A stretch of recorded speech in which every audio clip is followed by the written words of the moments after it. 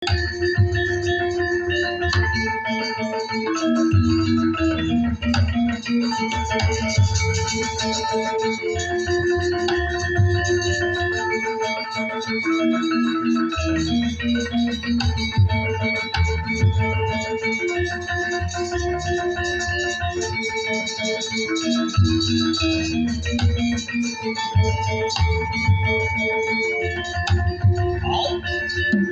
sinigap mapanan ing pundi?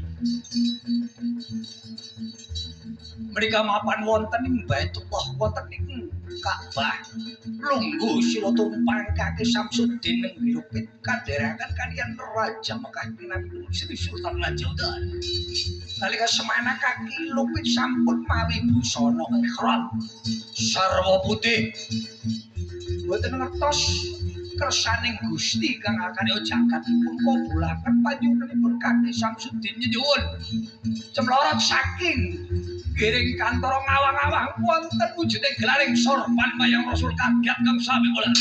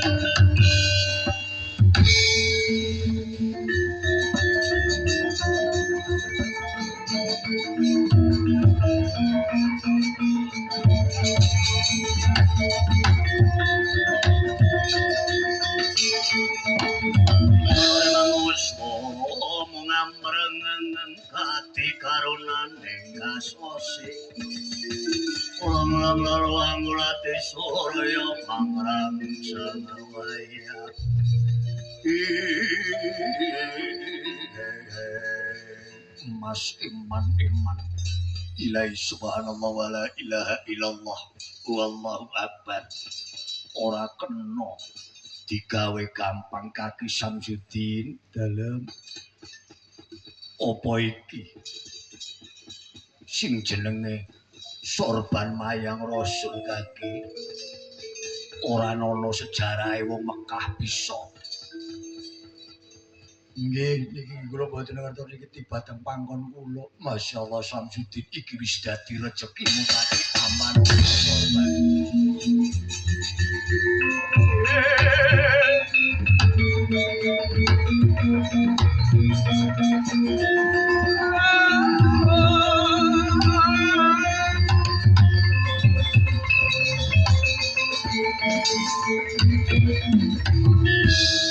Samara pamore sokma inna maya wena ya ing sepi simimpen telanging kalebu lembukaning warono.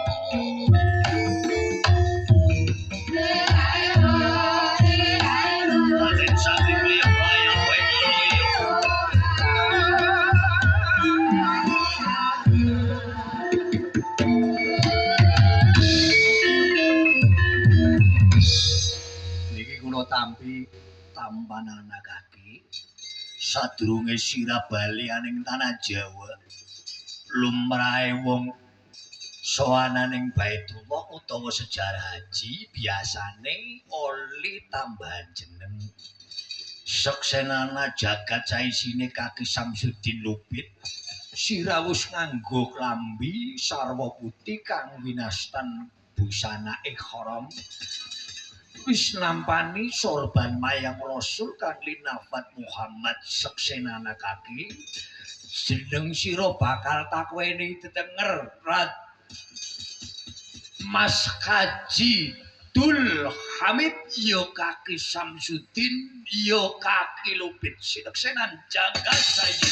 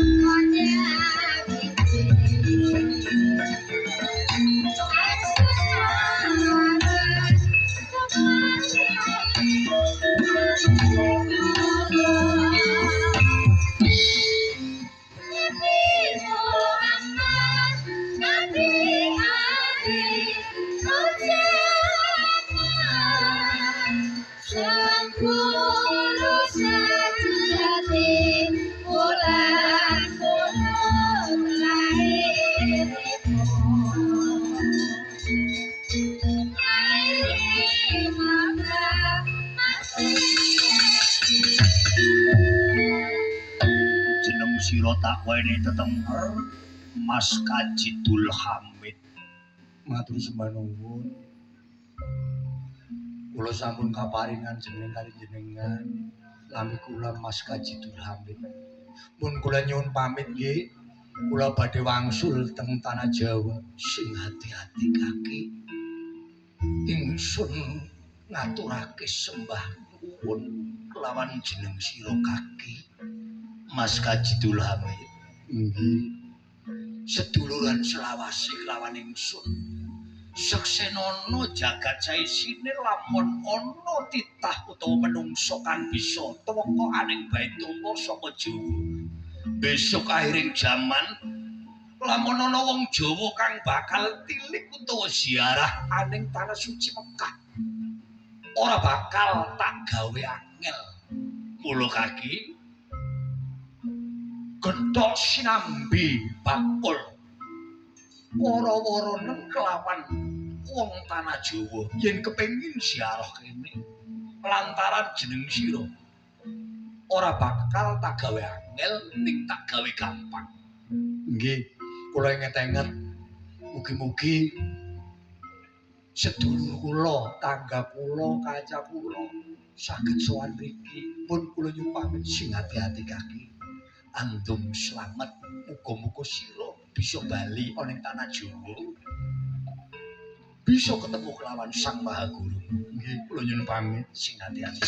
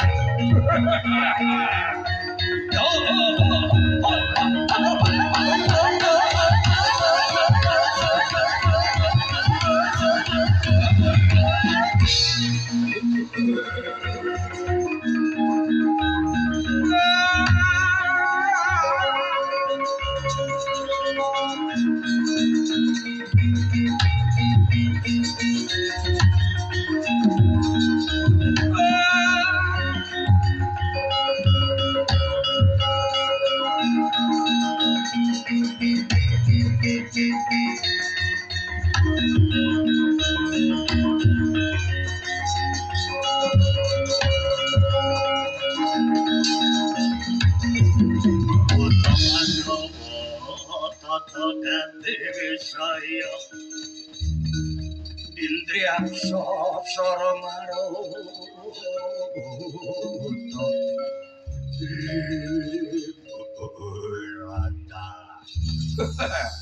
anakku wadon sing ayu dhewek nok bocah ayu kinyis-kinyis moblong-moblong Srenggiwati wonten jauh Kanjeng Rama.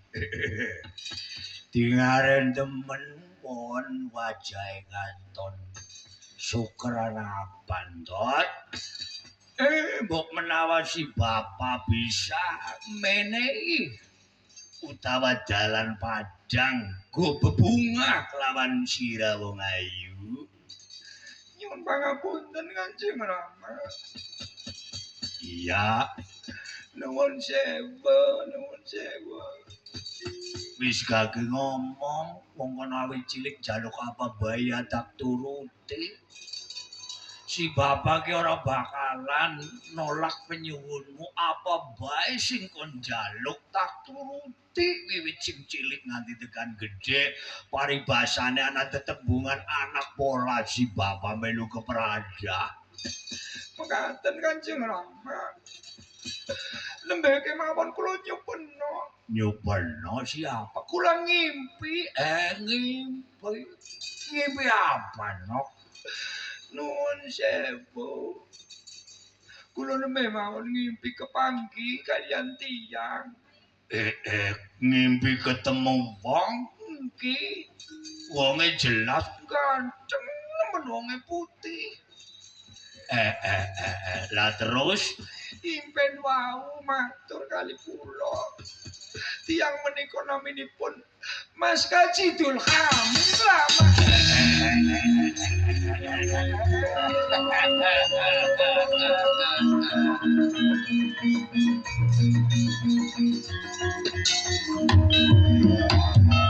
Kon bubar ngimpi nok iki ketemu karo wong sing arane Mas Kajidul Hamid iki wonge ganteng. Lah terus kula sing napa nggih ngapunten nggih Kanjeng Rama ngapunten. Niki kula nandang uyung. Jatuh cinta karo sapa? Ingkang naminipun Mas Kajidul Hamid.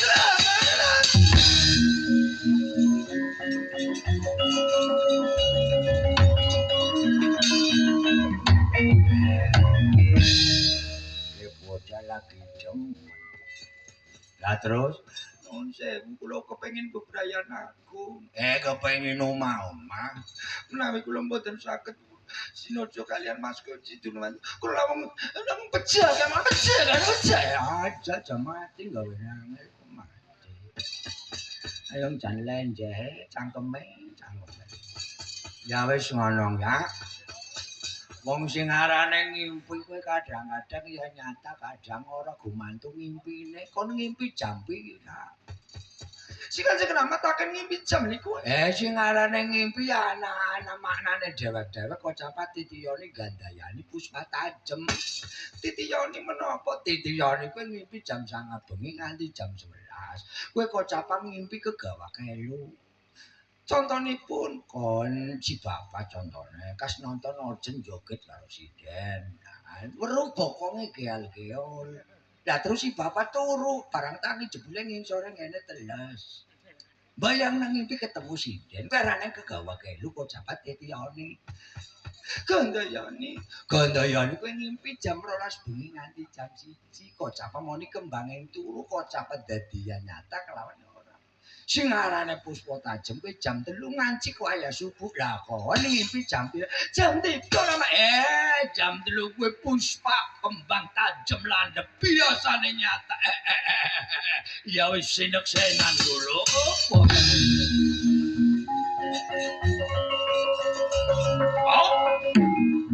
Lagi keguneman durung rampung nalika semana kaki Samsudin Mas Kajidul Hamid badhe wangsul aning tanah Jawa kesasar aning Gua Kopya ketemu kelawan Kala Srenggi lan anake Srenggiwati kagiat jalan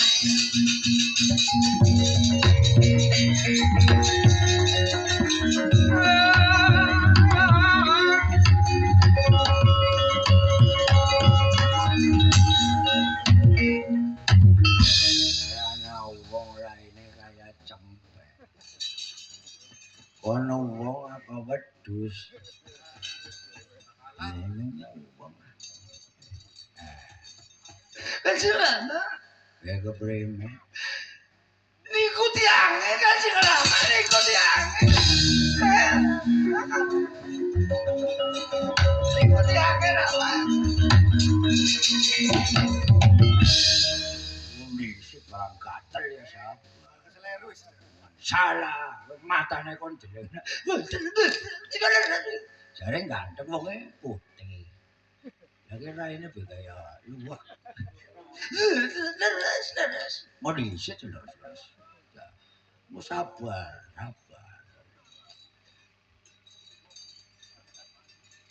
Ya anake nyong ceritane ngimpi. Ilah. Mimpine mimpi ketemu wong lanang. Lanang kuwi anggere diitung lah wis 1 nang kowe 8. Dadi 1 8. Wis ngesuk pasange kowe. Pasange metu. Anggere kowe pengen pasang trioli, pasange jam 11. Jam 11. Sang. Kon bener sing arane Mas Kaji Dulamit. Pan angger iya keprimen angger ora? Angger iya ya kebener.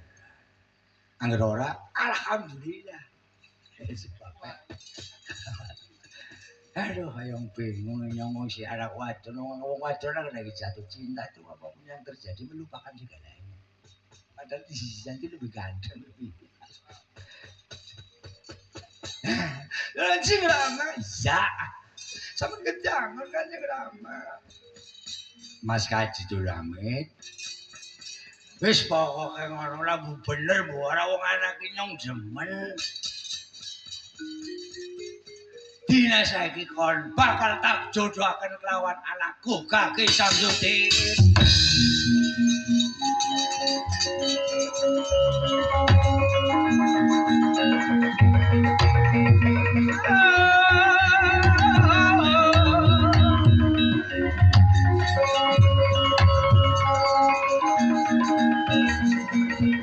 Oh, diceritakan iki keranten jam 12:30 niku mangke kedawonten kidungan pengruatan. Alhamdulillah Kaki Lupit Samsudin Mas Kaji Dulamit sampun ketemu jodoh. Niki dong lakone dawa bayang memang Mas Eko nyuwun dipun kidung pengruatan terus ngenjang wonten acara malih ben saged istirahat kali Mbak Devi. Ejing akhir zaman Lupit nggadahi anak utawa Mas Kaji Dulamit duwe anak. Anake lanang arane Raden Mas Intem Ali-ali. Lampan selanjutnya mangke Lupit mantu. Ada betul? Puji syukur alhamdulillah. Kaki Samsudin Mas Kaji Dulamit sampun ketemu jodone namine Srenggiwati. Ada betul? Jabakan dalam turu. Ki Paksi Sudarso sampun siap. Monggo atur mriki Mbak Devi kali Mas Eko niki ngepas sanget jam 12:30 sesuai pamunggetan jenengan nek saged jam 12:30 iki oh nggih niki alhamdulillah wis monggo Mas Darso mriki atur endi wong iki meneh biyen ugro keris ya. Tulisane nang maghrib kok. Bisa kayak dagelan.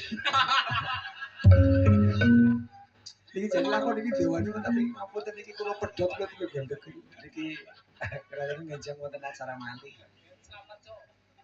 Napa singkat padat gitu mawon sing wajibe niku kidungan utawi pangruwatan kangge Mas Riko kali Mbak Devi. Nggih, keneng kanap.